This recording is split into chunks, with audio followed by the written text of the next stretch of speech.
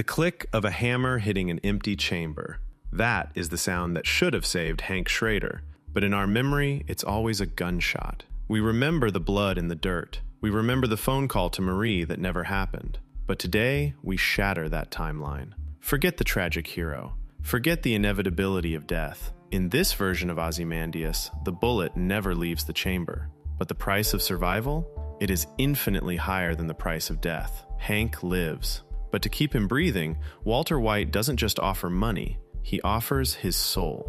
Welcome to the timeline where Heisenberg didn't die. He was enslaved. To engineer a scenario where Hank survives without breaking the suspension of disbelief, we do not need to alter the physics of the bullets. We must alter the psychological calculus of the aggressor. In the canonical timeline, Jack Welker executes Hank based on cold logic. To change history, Walt must offer something he cannot simply be robbed of. He must offer himself. This is the moment of the Faustian deal. Walt intervenes with a ferocity born of absolute desperation.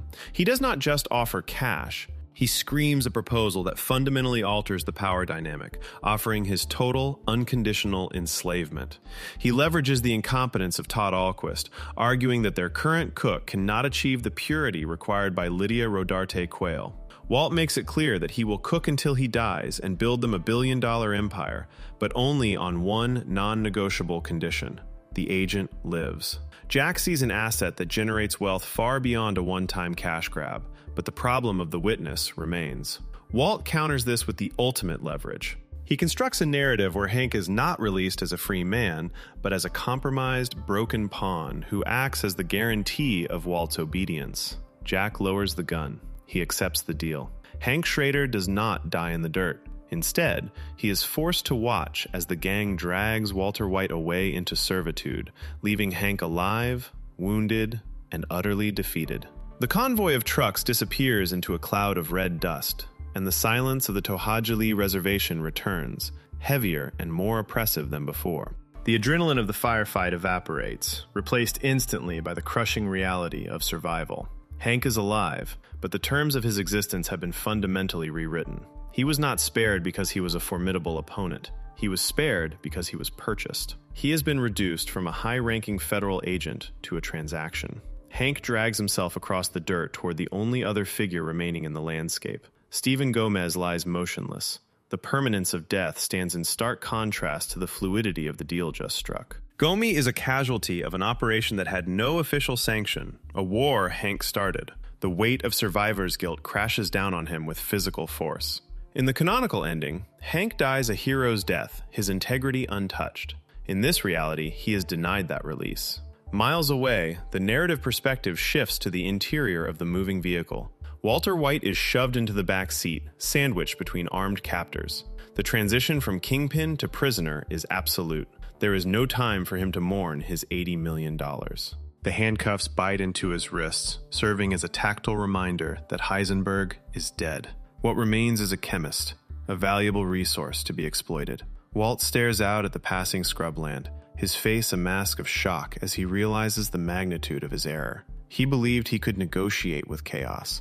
Instead, he has condemned himself to a life of forced labor in a concrete cage. He has saved Hank's life, but in doing so, he has ensured that Hank will become his greatest threat. Back in the dust, the sun begins its slow descent. Hank realizes that the badge in his pocket, once a shield of authority, is now a target. If he calls for extraction, he initiates a chain of events that will destroy everything he has left. But he has no choice. The man who crawls out of To'Hajiilee is not the boisterous, confident agent we knew.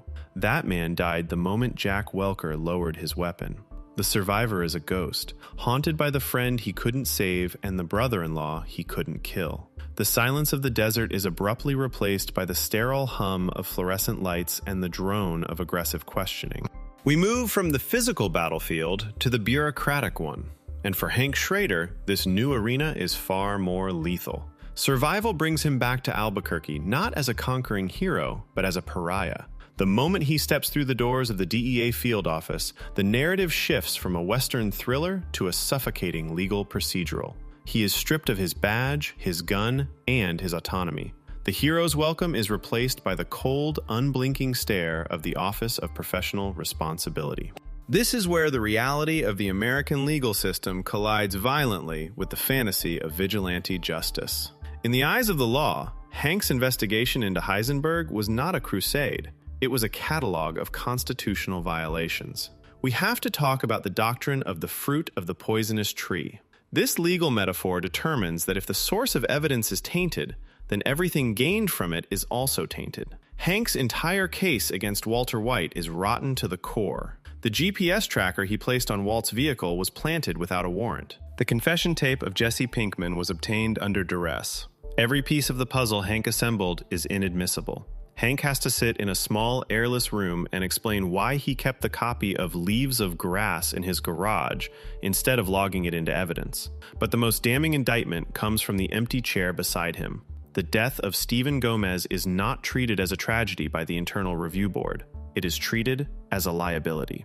The weight of this realization crushes Hank. He survived the Nazis, but he cannot survive the red tape. He realizes that his survival protects Walter White more than his death ever could. Alive, he is a disgraced rogue agent whose testimony is worthless. He is trapped in a purgatory of his own making, forced to watch as the empire he tried to destroy continues to operate in the shadows, fueled by the very man who bought his life. The phone in the White residence never rings. The exonerating performance, where Walter paints his wife as a helpless victim to the listening police, is a ghost of a timeline that no longer exists. Instead, Skylar White is left in a vacuum of information that is violently ruptured not by a call, but by a battering ram of tactical teams securing her home. In this version of history, there is no ambiguity about her role. Hank Schrader does not return to the fold as a sympathetic brother-in-law seeking to salvage what remains of the family unit. He returns as a witness for the prosecution, fueled by a visceral sense of betrayal that overrides any familial bond. He remembers the diner. He remembers begging Skylar for a statement, offering her a lifeline, a way out of the burning building before it collapsed. She refused. Now, facing her across an interrogation table, that refusal becomes the cornerstone of the government's case against her. The narrative of the terrified housewife, forced into compliance by a drug lord husband, disintegrates under the weight of Hank's testimony. He can articulate, with specific dates and times, exactly when she chose the criminal enterprise over the safety of her children. The charge is no longer just money laundering. It escalates to conspiracy and racketeering. The prosecutors argue that her silence was not fear, but a calculated business decision to protect the asset. Marie Schrader becomes the catalyst for the destruction of the White family. Her relief at Hank's survival instantly calcifies into a diamond-hard hatred for her sister. The slap in the face we saw at the car wash is replaced by a ruthlessly efficient legal maneuver. Marie moves to secure emergency custody of Flynn and Holly, painting Skylar not just as a criminal, but as a clear and present danger to the welfare of the children.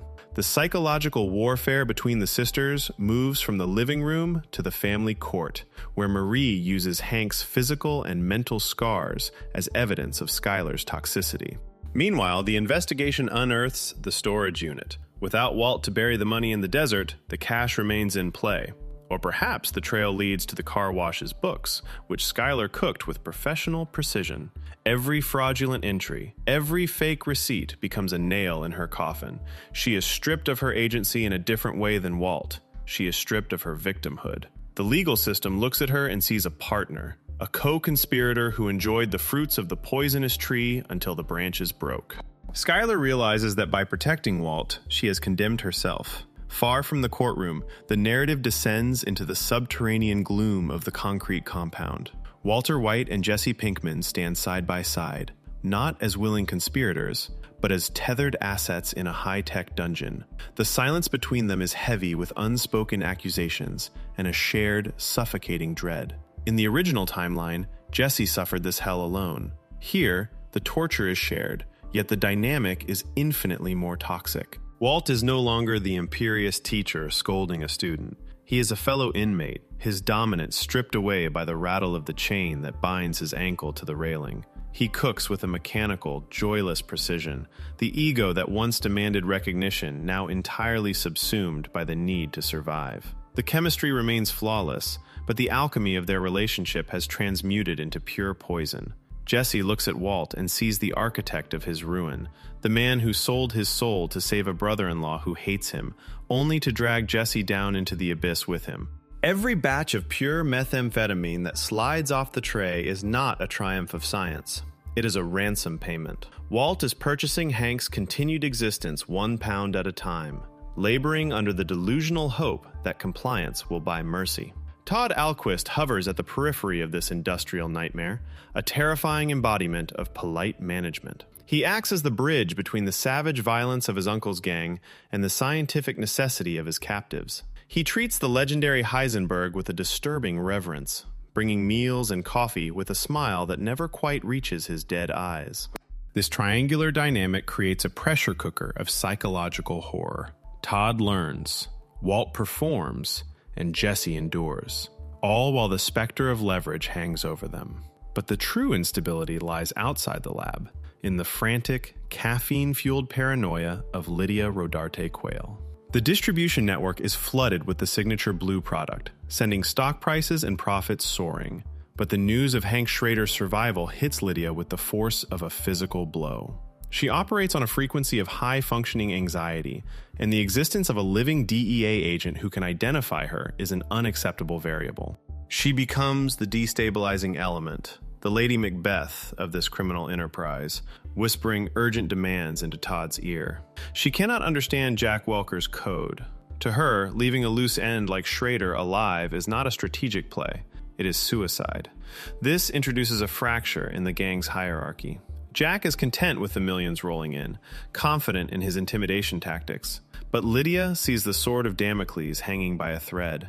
She begins to maneuver against the very deal that made them rich, arguing that the security of the operation outweighs the promise made to a slave. The tension mounts in the quiet moments between cooks.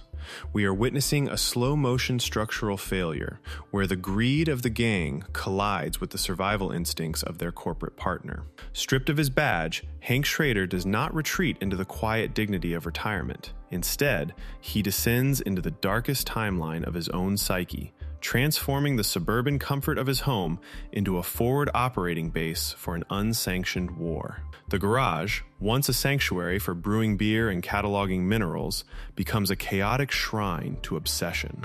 The walls are no longer adorned with accolades, but are plastered with timeline maps, surveillance photos, and connection charts that would look like madness to an outsider. Hank is no longer bound by the restrictive protocols of the Drug Enforcement Administration. The bureaucratic red tape that strangled his investigation in the interrogation room has been severed, liberating him to operate with the same ruthlessness as the criminals he hunts. He begins to weaponize his knowledge of the criminal underworld, utilizing the very contacts and methods he spent a career trying to eradicate. Without the funding of the federal government, he dips into his savings, liquidating assets to purchase off-market surveillance equipment and untraceable firearms. The man who once scoffed at the idea of dirty policing now finds himself buying a drop gun in a motel parking lot, driven by a singular, burning purpose that overrides his moral compass. He understands that the legal system cannot touch Walter White or Jack Welker. The evidence is poisoned, the witnesses are compromised, and the clock is ticking. Justice, in its traditional form, is dead. Retribution is the only currency left. Hank focuses his attention on the one loose thread he knows still connects the Empire to the legitimate world. He begins to stalk Lydia Rodarte Quayle. He tracks her movements from the Madrigal offices to the tentative, nervous meetings at coffee shops. He watches her through the lens of a long-range camera, analyzing her panic, her routine, and her interactions with the Aryan Brotherhood's messengers. He is not building a case for a prosecutor. He is gathering intelligence for a strike. The irony is palpable as Hank adopts the silhouette of the stalker, mirroring the shadowy existence of Mike Ehrmantraut. He realizes that to kill the monster, he must excise the human element that facilitates the monster's survival. He decides that Lydia is not a suspect to be interviewed, but a pressure point to be squeezed until the entire structure collapses. The hunter has become the predator, and for the first time since the desert, Hank feels the return of control. Lydia Rodarte Quayle sits in her meticulously chosen corner of the cafe, a nervous wreck hiding behind a facade of corporate efficiency.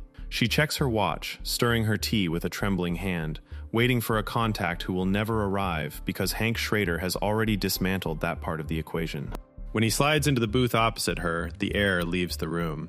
This is not the boisterous DEA agent she might have feared. This is a man with nothing to lose, a ghost haunting the very criminal underworld she thought she controlled. He doesn't flash a badge. He doesn't read her rights. He simply places a heavy, calloused hand over hers, pinning her to the table. The terror in Lydia's eyes confirms what Hank suspected. She is the fragile keystone of the entire operation. He leans in, his voice a low rumble that bypasses the need for legal threats and goes straight to primal fear. He describes exactly what will happen if she doesn't give him the location of the compound. He paints a picture of exposure, of the cartel coming for her daughter, of a life dismantled piece by piece. It is a brutal, efficient interrogation. Lydia breaks. The coordinates are whispered not to a representative of the law, but to a desperate man holding a gun under the table. She trades the location of Jack's fortress for a few more minutes of safety, selling out her partners with the same frantic self-preservation that has defined her entire existence. Hank leaves her there, shivering and destroyed, possessing the one thing he needs to end this war. As he drives away, the moral event horizon is crossed. There is no turning back to the side of the angels now. He is driving a stolen car, armed with illegal weapons, heading toward a paramilitary compound to execute a rescue mission that is fundamentally a suicide pact. The sun beats down on the dashboard, illuminating the map where he has circled the spot in the desert. It is not just a location, it is the graveyard of his career and the birthplace of his vengeance. Meanwhile, inside the compound, Walter White tests the shackles of his confinement, unaware that the hammer he forged is coming down to crush the anvil. The chemistry of the situation is volatile, unstable, and ready to explode. Night descends on the compound, turning the surrounding desert into an abyss of impenetrable black. Inside the concrete walls of the superlab, the concept of time has eroded into a meaningless cycle of cook, clean, and sleep. Walter White and Jesse Pinkman move through the steps of the synthesis with the muscle memory of the damned. There is no verbal communication between them, only the clinking of glassware and the hum of ventilation fans. The silence is heavy with the weight of their shared history, a toxic sludge of betrayal and dependency that binds them tighter than the chains on their ankles. Todd Alquist watches from the gantry, his gaze vacant and terrifyingly polite, a jailer who views his prisoners as interesting specimens rather than human beings. Outside the perimeter fence, the silence is broken not by a siren, but by the snip of wire cutters. Hank Schrader has arrived, but he has left the rule of law back in Albuquerque. He moves through the scrub brush with a limp that serves as a constant reminder of his failure in Tohajili. He does not charge the gate. He does not announce his presence. He applies the brutal lessons learned from studying the cartel's guerrilla tactics for years. He is dismantling the compound's defenses one by one, disabling the generator and plunging the exterior into darkness. This is not an arrest. It is a siege of attrition. The first guard dies without a sound, pulled into the shadows by a force that feels less like a federal agent and more like a retribution spirit. Hank secures the guard's weapon, upgrading his arsenal in real time. He is methodical, cold, and entirely devoid of the braggadocio that once defined his character. Inside the lab, the lights flicker and die, replaced by the red glow of emergency backups. The hum of the fans cuts out, leaving a sudden, ringing silence that screams of danger. Todd stiffens, his instincts finally overriding his complacency. Walter looks up from the reaction vessel, his eyes adjusting to the crimson gloom. For a moment, a flicker of hope ignites in his chest, quickly extinguished by the realization that a rescue might be just as lethal as his captivity. Jack Welker's voice booms through the intercom, demanding a status report that never comes. The confusion among the gang transforms into panic as they realize the hunter has become the hunted. A single gunshot cracks through the night air, shattering the window of the command center. The siege has begun, and the man coming through the door is not the brother-in-law Walt remembers. He is the consequence of every lie Walt ever told, coming to collect the debt in blood. The chaos erupts not with a bang, but with a disintegration of order. The compound, once a fortress of white supremacist power, transforms into a claustrophobic killbox. Jack Welker's men, seasoned by prison riots and desert executions, find themselves disoriented by an enemy who refuses to engage in a symmetrical firefight.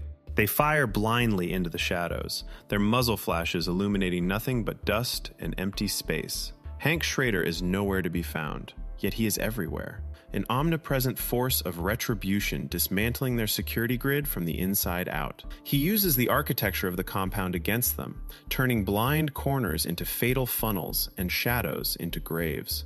Inside the superlab, the sound of the assault filters down as a muffled, rhythmic thumping, like the heartbeat of a dying animal. Todd Alquist does not panic. His sociopathy provides him with a terrifying clarity in moments of crisis. He immediately moves to secure the assets, unlocking Jesse Pinkman not to free him, but to herd him like livestock. He presses a pistol into the small of Jesse's back, guiding him toward the fallback position. Walter White, however, freezes. He recognizes the cadence of the gunfire. He understands that this is not a rival cartel. The cartel would have simply bombed the building. This is personal. This is surgical. Jack Welker bursts into the lab, his face a roadmap of fury and confusion. He demands to know who is attacking, but the answer arrives before the question is fully formed. The monitors in the security hub flicker back to life for a split second, revealing a single frame of footage. A limping figure moving through the motor pool, executing a double tap on a downed guard with mechanical precision. Jack stares at the screen, the realization hitting him with the force of a sledgehammer. It is the man he left alive in the desert. The mercy he showed, the deal he struck for $80 million, has returned to bankrupt him. He screams for his men to kill the lights, to kill the hostage, to kill everything that moves.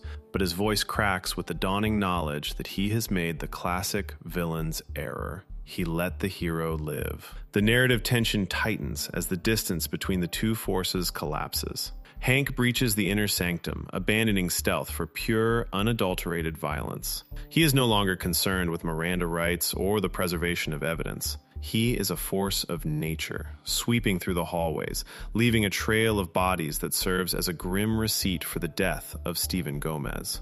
The hunters, who spent their lives preying on the weak, are suddenly faced with an apex predator who has shed the skin of civility. Hank is not here to arrest them. He is here to erase them. And in the center of this maelstrom, Walter White cowers, realizing that the man coming through the door is not coming to save him from the Nazis, but to save the world from Heisenberg. The steel door to the superlab buckles under the force of a breaching charge, blowing inward with a concussion that rattles the very foundations of the compound. Through the smoke and the haze of pulverized concrete, Hank Schrader steps into the red-lit underworld. He is a vision of tactical ruin, covered in dust and blood, moving with the terrifying inevitability of a man who has already accepted his own death. The visual shock of his arrival freezes the room.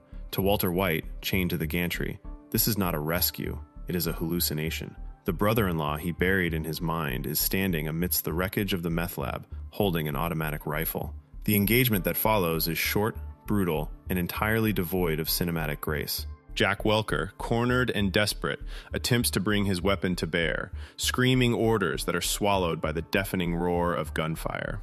Hank does not hesitate. He does not offer a surrender. He puts the leader of the Aryan Brotherhood down with a series of controlled bursts that prioritize neutralization over morality. The king of the compound falls onto the concrete floor, his reign ending not with a grand speech, but with a gurgling gasp in the dirt. Todd Alquist, ever the pragmatist, realizes the equation has shifted irrevocably. He attempts to use Jesse Pinkman as a human shield, dragging the chained cook toward the shadows. But the geometry of the lab offers no sanctuary. Hank shifts his aim, the barrel of his rifle tracking the movement with robotic precision. A single shot ends the lineage of the Alquist crime family. Todd collapses, releasing his grip on Jesse, his polite demeanor permanently erased. Silence crashes back into the room, louder than the gunfire. The ventilation fans spin down, leaving only the sound of heavy breathing and the dripping of coolant. Hank lowers his weapon, but his posture remains rigid. He does not rush to unlock Walter. He does not check on Jesse. He simply stands there, staring at the man he once called family. In the flickering emergency light, the subtext of their reunion is screamed without a single word being spoken. There is no relief in Hank's eyes. There is only a profound, corrosive disgust. He looks at the chains, the lab equipment, the barrels of methylamine, and finally at the wretched figure of Heisenberg. He sees the truth that the desert hid. Walter White was never a hostage to anyone but his own ego. Walter shrinks under this gaze. He attempts to formulate a narrative, to posture himself as the victim, but the words die in his throat. He realizes that the dynamic has inverted. In the desert, Walt pleaded for Hank's life. Now, Hank holds the power of life and death, and for a terrifying, elongated moment, it is unclear which one he will choose. He walks slowly toward the gantry, his boots crunching on the broken glass. He reaches into his pocket, not for a key, but for a knife. He cuts Jesse Pinkman loose first. This action telegraphs the new hierarchy. Jesse, the junkie, the criminal, is the victim here. Walter is the architect. Hank grabs Walter by the collar of his shirt, hauling him up not to embrace him, but to inspect the damage, looking at him with the cold detachment of a coroner examining a corpse that hasn't realized it's dead yet. The exit from the subterranean laboratory feels less like a liberation and more like a resurrection. The three men ascend the metal stairs into the cool desert night, leaving the chemical stench of the underworld behind them. The contrast is jarring. The vast, starry sky of New Mexico stretches out above them, indifferent to the slaughter that has just taken place. This is the moment of the context collapse. The strict hierarchies of the drug trade, the prison, and the family are all dissolved in the aftermath of the violence. What remains are three men standing in the dust, bound together by a trauma that no court of law can adequately prosecute. Jesse Pinkman is the first to break the tableau. The shock wears off, replaced by a manic, terrifying need for flight. He scrambles toward the nearest vehicle, his movements jerky and feral. In a standard police procedural, this is the moment the officer shouts for the suspect to freeze. But Hank Schrader does not raise his weapon. He watches Jesse fumble with the keys, his face a mask of tragic understanding. He recognizes that Jesse is not a perpetrator in this specific equation. He is evidence. He is the victim of Walter's ambition. By allowing Jesse to speed away into the darkness, screeching through the open gate and disappearing into the night, Hank performs his first act of true justice since the investigation began. He grants mercy to the pawn to focus entirely on the king.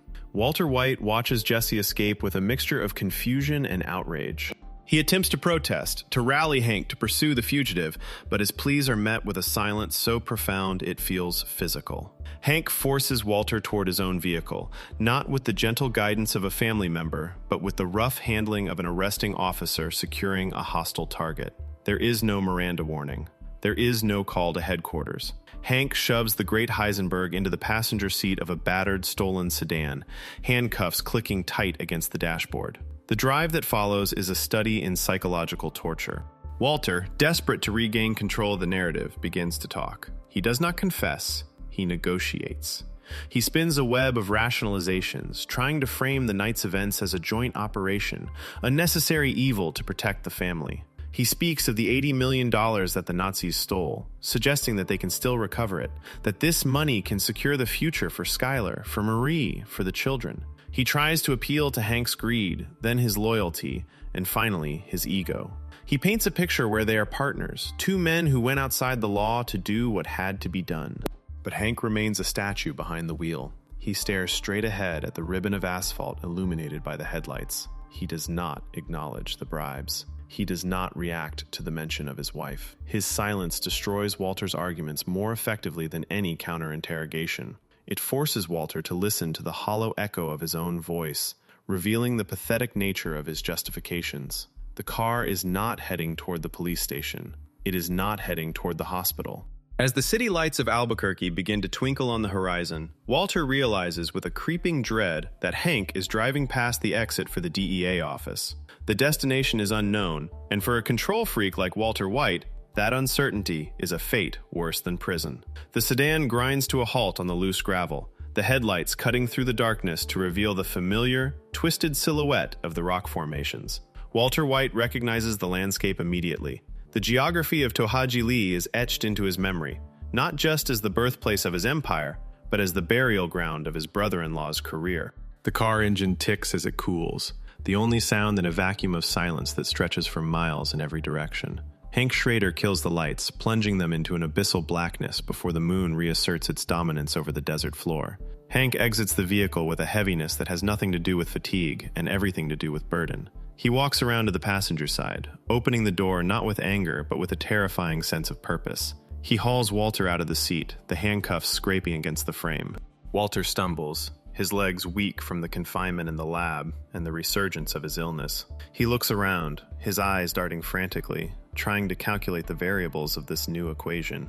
He realizes with a sickening jolt that there is no cell signal here, no backup, and no witnesses. The legal system he feared on the drive over has been replaced by something far older and more primal. They walk into the scrubland, retracing the steps of that fateful afternoon.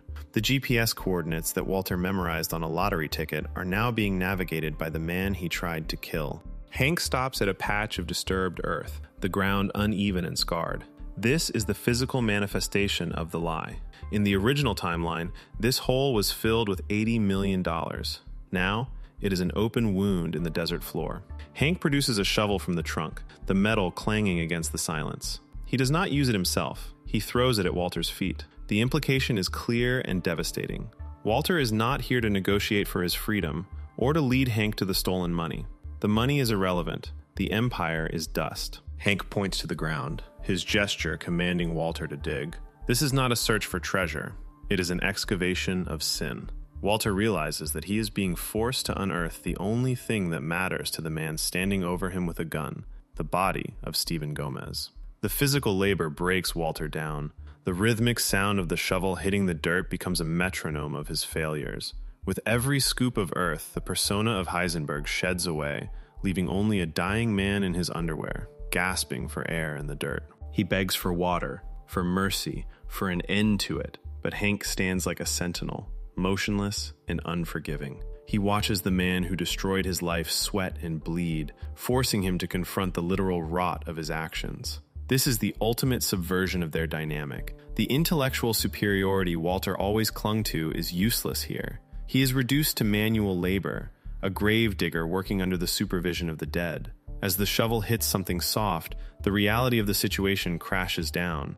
Walter freezes, looking up from the pit, waiting for the bullet that he feels certain is finally coming. He squeezes his eyes shut, bracing for the impact that will finally end the cancer, the lies, and the suffering. He waits for the darkness to claim him, anticipating the release that death promises. But the desert remains silent. The wind whistles through the brush, carrying the scent of dry sage and decay, but the gunshot never comes. Walter opens his eyes to find Hank Schrader staring down at him, the pistol lowered to his side. The look on Hank's face is not the rage of a killer, but the hollow, devastating exhaustion of a man who has looked into the abyss and refused to blink. Hank realizes that pulling the trigger is exactly what Walter wants. It would be the easy way out, a quick exit from the wreckage he created. It would turn Heisenberg into a legend, a martyr who died on his own terms in the place where it all began. Hank refuses to grant him that final victory. He holsters the weapon, the click of the polymer echoing like a judge's gavel. He reaches down, not to help Walter up,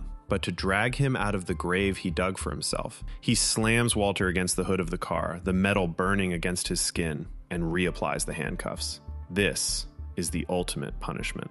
Walter White will not die a tragic anti-hero in a blaze of glory. He will die a slow, humiliating death in a federal prison hospital, stripped of his money, his family, and his legacy. He will watch as the world forgets the name Heisenberg and remembers only the coward who destroyed everything he touched. As Hank reaches for the radio to call in the location, the camera pulls back, rising high above the Tohajili reservation. The two men are reduced to specks in the vast, indifferent landscape. The $80 million is gone, absorbed by the sands of time. The empire is dismantled. All that remains are the consequences. The tragedy of Ozymandias is complete. The traveler in the antique land sees nothing but two trunkless legs of stone standing in the desert. The lone and level sands stretch far away, covering the sins of the past.